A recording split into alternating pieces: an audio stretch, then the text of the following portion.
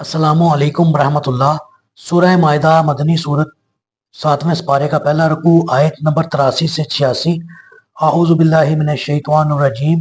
बिस्मिल्लाहिर रहमानिर रहीम। व इज़ा समिउ मा उनज़िला इला रसूली तरा आयुनहुम तफीज़ु मिनद दमइ मिम्मा अरफू मिनल हक़ यक़ूलूना रब्बना आमन्ना फक्तुबना मअश शाहिदीन। और जो कुछ रसूल की तरफ नाज़िल किया गया है, जब इसे सुनते हैं तो आप देखते हैं कि इनकी आंखों से आंसू बह निकलते, इसलिए कि वो हक को पहचान गए हैं। कहते हैं कि ऐ हमारे रब, हम ईमान ले आए, लिहाजा हमारा नाम गवाही देने वालों में लिख ले। जी, मुशरिकीन मक्का की इज़हार आसानियों से तंग आकर 5 नबवी में मुसलमानों ने हबशा की तरफ हिजरत की। शाह हबशा के साथ कुरैश मक्का के तिजारती मरासम थे। इनका एक वफद इनको वापस लाने के लिए वहां पहुंच गया और चंद दरबारियों से मिलकर इन्हें तोहफे और तोहैफ देकर इस बात पर आमादा किया कि कल जब हम नजाशी के सामने अपनी अर्जदाश पेश करें तो वो हमारी हाँ में हाँ मिला दे और सिफारिश भी करें। दूसरे दिन इस वफद ने दरबार में हाजिर होकर कहा कि हमारे कुछ लोग वहां से भागकर आपके मुल्क में आ गए हैं, वो हमें वापस कर दीजिए। रिश्वत लेने वाले दरबारियों ने भी हाँ में हाँ मिला दी, लेकिन नजाशी बड़ा इंसाफ पसंद बादशाह था। उसने कहा, जब तक दूसरे फरीक की बात ना सुनूंगा मैं इन्हें तुम्हारे हवाले नहीं कर सकता। चुनाचे दूसरे दिन मुहाजिर मुसलमानों को दरबार में बुलाकर इनका बयान लिया गया। जब इन्होंने इन मुशरिकों की इज़हार आसानियों और मुसलमानों की मजलूमियत की दास्तान सुनाई तो उसने मुशरिकीन मक्का को साफ जवाब दे दिया और इन्हें अपना सा मुंह लेकर रुखसत होना पड़ा। इसी वफद के एक आदमी को एक तरबीज सूझी जिसका उसे कामयाबी यकीनी महसूस होने लगी। वो अपने साथियों से कहने लगा, हम कल फिर दरबार में पेश होंगे और मैं एक ऐसी बात पेश करूंगा, बादशाह अज खुद इन मुसलमानों को हमारे हवाले कर देगा। और वो बात ये थी कि इस वक्त तक पूरी ईसाई दुनिया में ईसा अलैहिस्सलाम के अल्लाह का बेटा होने का अकीदा राइज हो चुका था, जबकि मुसलमान इन्हें अल्लाह का बेटा नहीं मानते थे, फकत अल्लाह का रसूल और उसका कलमा ही समझते थे। चुनाचे दूसरे दिन ये वफद दरबार में हाजिर हुआ और नजाशी से कहा, इन मफरूर बेदीनों से आप ये तो पूछिए कि वो ईसा अलैहिस्सलाम के बारे में क्या अकीदा रखते हैं, और कुछ गलत सलत बातें भी बताईं। दूसरे दिन फिर मुसलमानों की दरबार में तलबी हुई। इन्हें ये मालूम हो चुका था कि कुफार मक्का ने अब हम पर जो नया वार किया है वो किस किस्म का है। बहरहाल इन मजलूम मुसलमानों ने आपस में यही तय किया कि जो बात भी कहेंगे सच ही कहेंगे, ख्वाह हमें इसकी कितनी ही सजा भुगतनी पड़े।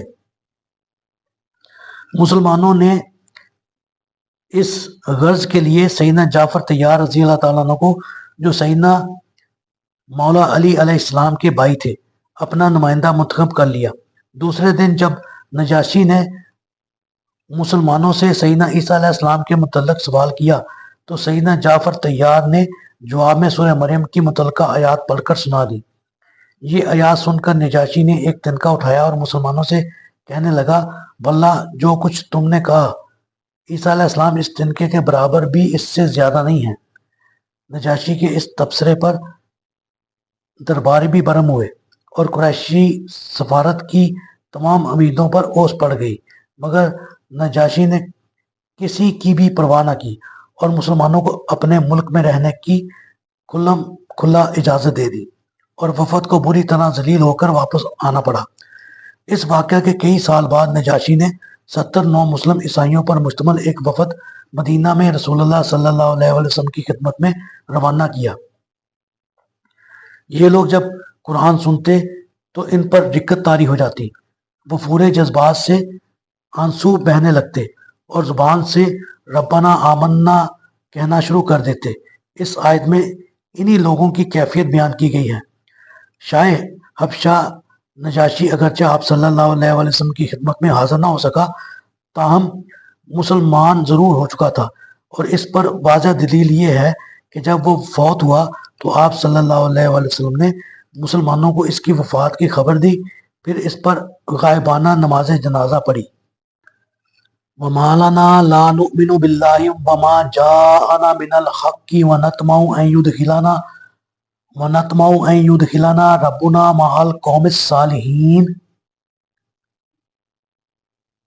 آخر ہم اللہ پر اور جو حق ہمارے پاس پہنچ چکا ہے اس پر کیوں ایمان نہ لائیں، اور ہم تو یہ امید رکھتے ہیں کہ ہمارا رب ہمیں صالح لوگوں میں شامل کر لے گا۔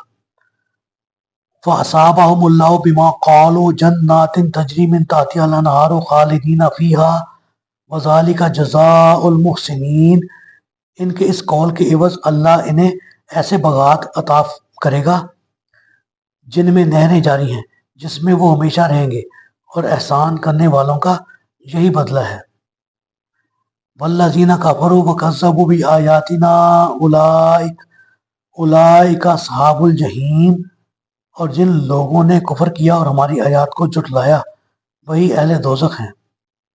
جی غور فرمائیے، یہ نصارہ بھی اہل کتاب تھے اور مدینہ کے یہود ان کے سردار بھی اہل کتاب، لیکن مسلمانوں کے ساتھ ان کے رویے کے لحاظ سے ان میں جو زمین و آسمان کا فرق ہے، اسی فرق کو سابقہ آیت میں بیان کیا گیا ہے۔